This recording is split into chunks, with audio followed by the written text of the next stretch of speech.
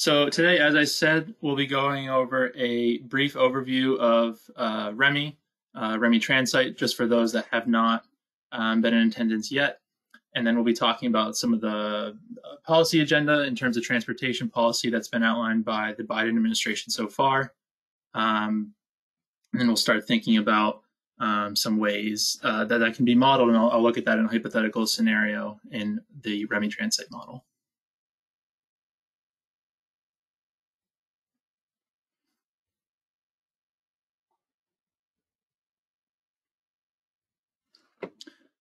So Remy's mission, in simple sense, it's been founded and in 1980 is improving public policy decisions through evidence-based decision making. So this is kind of centers around this idea that government and policy decision makers should be looking at the economic and demographic effects of their policies before they're implemented. So we are the kind of industry leader in dynamic state and national policy modeling.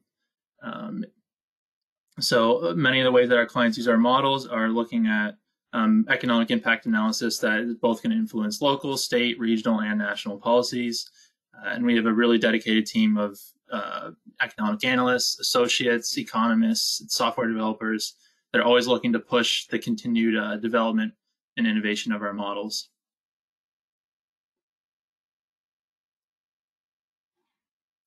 In the transportation space, one of the main ways that were often applied in terms of looking at transportation policy and project evaluation is the long range of strategic planning spaces. Also looking at ways that we can think about project prioritization, general economic impact analysis, tip and stip planning, as well as transportation financing. So a little bit background on the Remy model itself. Excuse me. There are four main components to Remy's comprehensive approach to economic modeling. This includes the general equilibrium component. We're looking at how policy changes or shocks to the economy over time are going to be impacting the economy. But input-output component. So we're taking a look at how the inter-industry relationships in the economy. An econometric component, so that's thousands of peer-reviewed equations over Remy's 40-plus year history that really underpin the advanced statistical analysis that we are able to do in the model. Then we also have an economic geography component. We're looking at where the concentration of labor, commodity access, intermediate inputs, things like that are located geographically and how that has economic impact. So I'm going to blend those four approaches together to take a look at a really integrated and comprehensive approach to modeling economic transportation policy issues. So, some of the clients to our left, we work with many departments of transportation, such as Michigan, Illinois, many MPOs, such as Houston Galveston Area Council, Atlanta Regional Commission, many of the councils of government in California as well.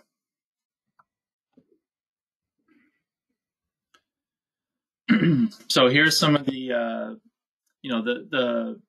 some of the main features of TranSight is really designed to provide a comprehensive evaluation of all of the economic and demographic effects of transportation policy. So the core idea behind TranSight is understanding how transportation networks have impacts and are able to increase a regional economy's competitiveness. So this might think about evaluating the impacts of infrastructure changes, so like highway improvements, port and airport expansions, multimodal transit implementations, bridge reconstructions, and many other ways.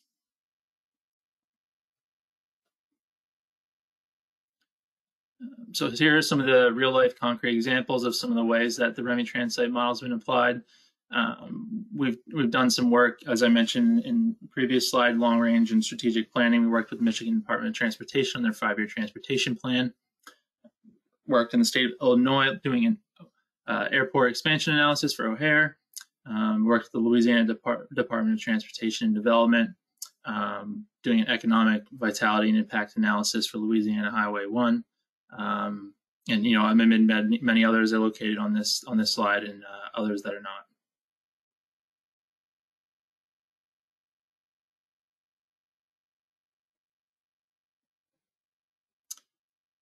Another important feature of TranSight is really the dynamic nature of the Remy model. So when we're looking at a transportation or infrastructure project, we want to capture the effects that play out over time, not just at one point in time. So when you look at something statically, you do get the initial impact of construction, operation, maintenance, spending, and employment effects, but there are much larger economic effects that take place with transportation projects that we want to try to capture over time. So it's taking into account things like, are there any changes to travel time savings or emission savings? Is safety being improved? How's the network speed improvement? How's that being affected? Is there any changes to access to labor, intermediate inputs? So taking into account those things that have longer term economic impacts provides a more holistic and comprehensive picture of all the economic demographic impacts that happen in a transportation project.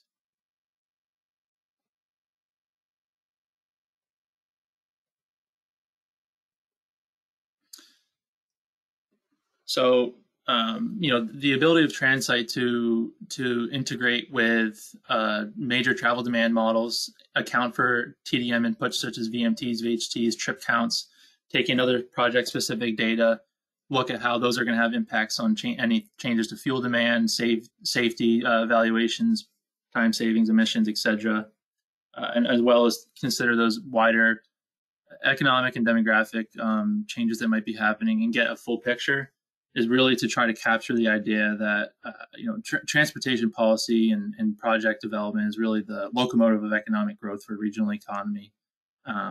This figure here is really meant to illustrate how that happens in the TranSight model, how we're able to get that comprehensive picture in the way that our simulation variables and information flows in between them.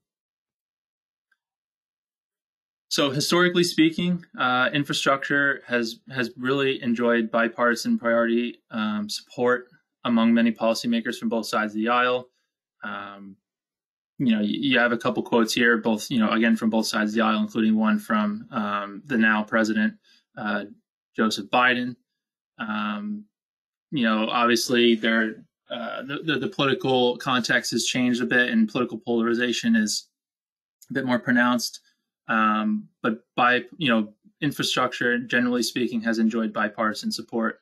And this has been something that's been emphasized in the new Biden administration, both on the campaign trail and in the early days.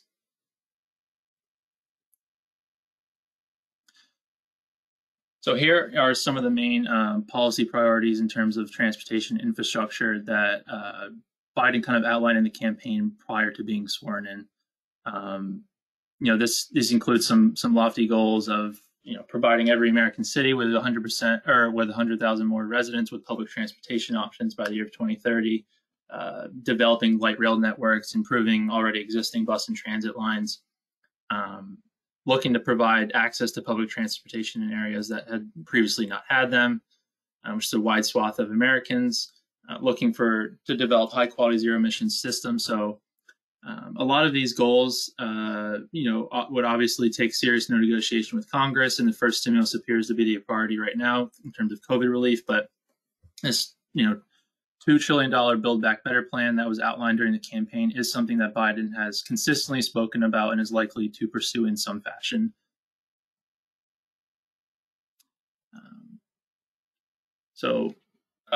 Beyond just Joe Biden himself, his transportation secretary nominee was, hopefully some of you had a chance to listen to his confirmation hearing last week, but I'll let the nominee speak for himself when he said, "Good transportation policy can play no less a role than making possible the American dream, getting people and goods to where they need to be." And he, kind of further went on to elaborate that it was a generational opportunity. Specifically in the context of helping the economy recover from COVID-19.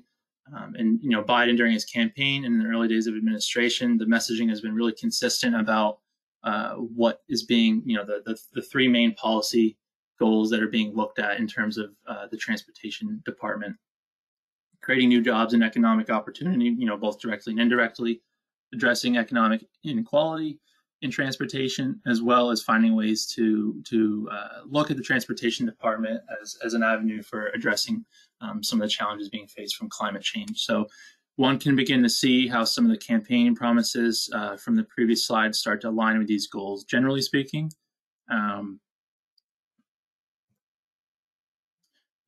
So we'll start exploring some of the specifics now of some of those main goals. So obviously addressing climate change is a broad issue, but one of the ways that the transportation sector can think about participating in addressing climate change is by the reduction of emissions. So one of the ways that this can kind of be thought about is active transportation planning. So actually, as mayor of South Bend, Pete Buttigieg, the now nominee for Secretary of the Department of Transportation, had a $25 million project called Smart Streets that was looking to convert South Bend's one-way roads into two-way streets with an increase in infrastructure for bike lanes and sidewalks to encourage foot traffic and kind of direct pedestrians and bikers to downtown economic commercial activity.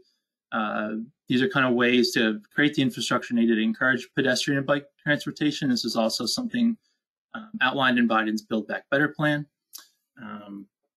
Another specific policy that was mentioned was providing Americans living in urban areas with high quality zero emissions public transportation. So this may mean new installation of transit systems in cities that did not have previously have a system or did not have one of a very large scale, or making existing transportation and transit systems more clean, or some combination of both. And then one of the concrete specific policies that Pete Buttigieg did mention in his confirmation hearing was trying to achieve President Biden's goal of creating 500,000 more electrical vehicle charging stations as part of the administration's broader goal of reducing emissions that contribute to climate change. So as of 2018 on this graph here, you can kind of look where emissions are being created in the economy. You see that the transportation and the electrical power generation sectors account for over half of all emissions in the U.S. Emissions over time do tell an interesting story because demand for both electricity and the transportation sector have been increasing over time. And as the economy grows, as there's more people commuting to more jobs, which requires more power. So new vehicles have been more and more fuel efficient over time, thanks in part to some federal and state regulations. But increased consumption of transportation and transit struggles have really caused transportation-related emissions to increase as of recently.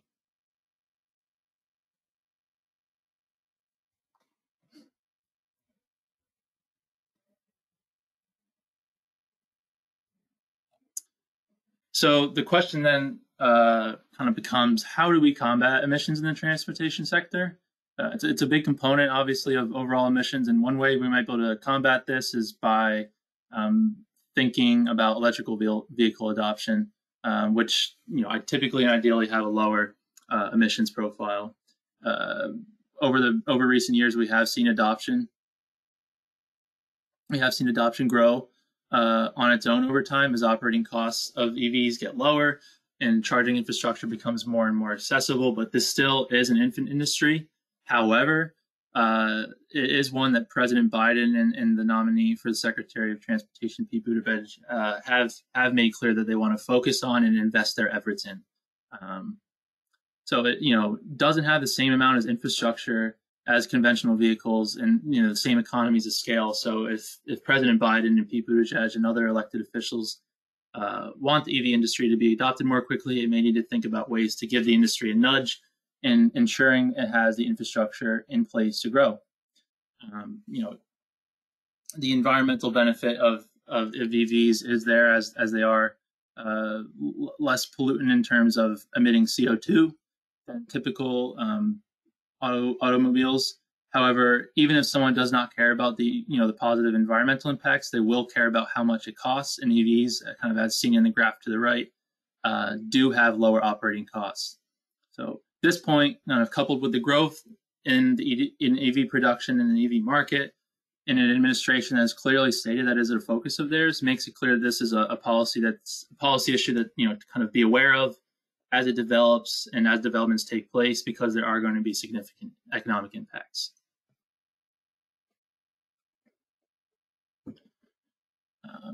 Another key topic in the transportation sector being outlined is kind of the financing of it.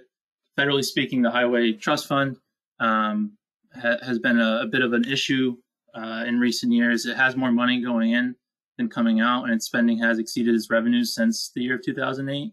And then often to avoid delaying payments to local and state governments, Congress has recently had to authorize transfers to that fund. So in his hearing, Pete Buttigieg seemed to have supported the idea of developing some type of more sustainable and predictable means of delivering funding without too many details specified. This has been kind of pegged as a gas tax that has not increased since 1993, and it's never been pegged to inflation. So despite the gas tax providing a linkage between highway use and the cost of building and maintaining highways, and also as well as costs related to fuel consumption as in pollution, it doesn't really distinguish between the different levels of wear and tear that different vehicles cause on the roads for using the same amount of fuels. However, raising the gas tax would have significant economic implications, especially on certain populations such as middle and lower income and rural populations.